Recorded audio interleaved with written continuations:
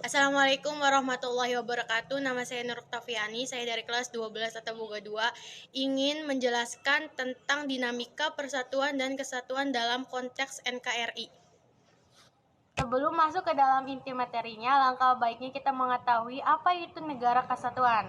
Negara kesatuan sering juga disebut sebagai negara unitaris, unity, yaitu negara tunggal, satu negara, yang monosentris, berpusat satu, terdiri hanya satu negara, satu pemerintahan, satu kepala negara, dan satu bagian legislatif yang berlaku bagi seluruh wilayah negara.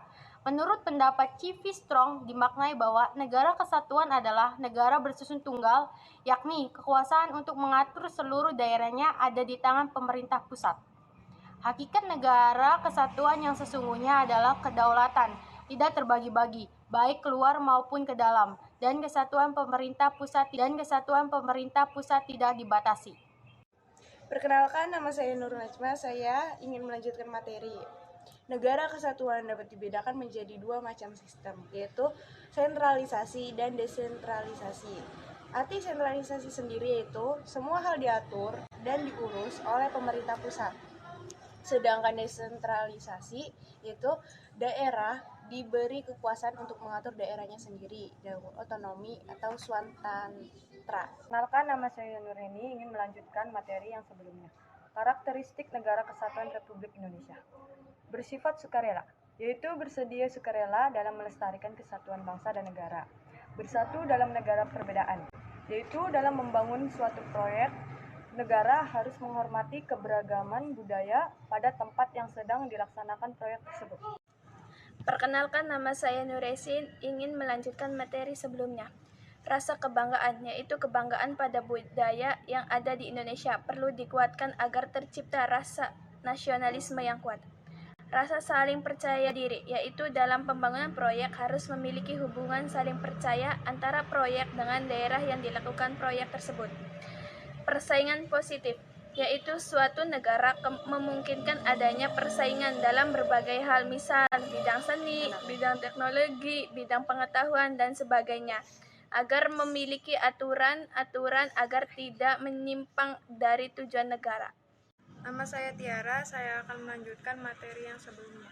Wujud negara kesatuan Republik Indonesia semakin kukuh, yang dimulai dari adanya ketetapan Majelis Permusyawaratan Rakyat yang salah satunya adalah tidak mengubah pembukaan Undang-Undang Dasar Negara Kesatuan Republik Indonesia tahun 1945 dan tetap mempertahankan negara kesatuan Republik Indonesia sebagai bentuk final negara bagi bangsa Indonesia.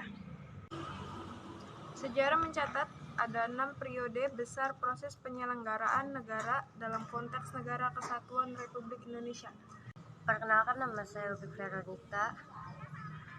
Hal tersebut terjadi terutama karena adanya pergantian Undang-Undang Dasar, yaitu periode 18 Agustus 1945 sampai dengan 27 Desember 1949, periode 27 Desember 1949 sampai dengan 17 Agustus 1950, periode 17 Agustus 1950 sampai dengan 5 Juli 1959, periode 5 Juli 1959 sampai dengan 11 Maret 1966 atau masa Orde Lama, periode 11 Maret 1966 sampai dengan 21 Mei 1998 masa Orde Lama, dan periode 21 Mei 1998 dan periode 21 Mei 1998 sampai sekarang masa reformasi. Saya Salama ingin melanjutkan materi sebelumnya. Persatuan dan kesatuan bangsa Indonesia pernah diuji kekokohannya dengan munculnya beberapa gerakan separatis seperti pemberontakan PKI di Madiun, pemberontakan DI atau TII, pemberontakan APRA, pemberontakan ADI AJIS, pemberontakan Republik Maluku Selatan PRRI atau Premesta, dan G30S PKI. Akan tetapi semua gerakan tersebut tidak berhasil menggoyangkan persatuan dan kesatuan bangsa Indonesia yang dibuktikan dengan tetap kukuhnya NKRI. Nama saya Saiful Anwar, saya ingin melanjutkan materi sebelumnya. penanaman kesadaran berkonstitusi (NKRI) adalah harga mati.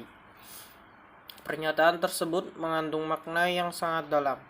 Dalam pernyataan tersebut tergambar ketegasan sikap dan cita-cita bahan negara Indonesia. Diperjuangkan kemerdekaannya untuk mewujudkan konsep negara kesatuan diimplementasikan di bumi Indonesia. Untuk mewujudkan hal tersebut telah banyak pengorbanan yang dilakukan para pahlawan, mulai pengorbananmu waktu, tenaga, pikiran, harta, bahkan nyawa. Saya ingin melanjutkan materi. Hal tersebut dilakukan karena mereka mempunyai semangat kebangsaan. Semangat itulah yang harus kita jaga dan selalu mewarnai setiap perilaku kita. Di dalam semangat kebangsaan terkadang nilai-nilai yang dapat diperkokoh persatuan dan kesatuan bangsa, yaitu 1. Pro patria dan primus patrialis, itu mencintai tanah air dalam mendahulukan kepentingan tanah air. 2. Jiwa solidaritas dan setia kawan. 3. Jiwa toleransi dan tegang rasa antaragama, antar suku, antar golongan, dan antar bangsa. 4. Jiwa tanpa pamrih dan tanggung jawab. 5. Jiwa satria dan unsur dendam.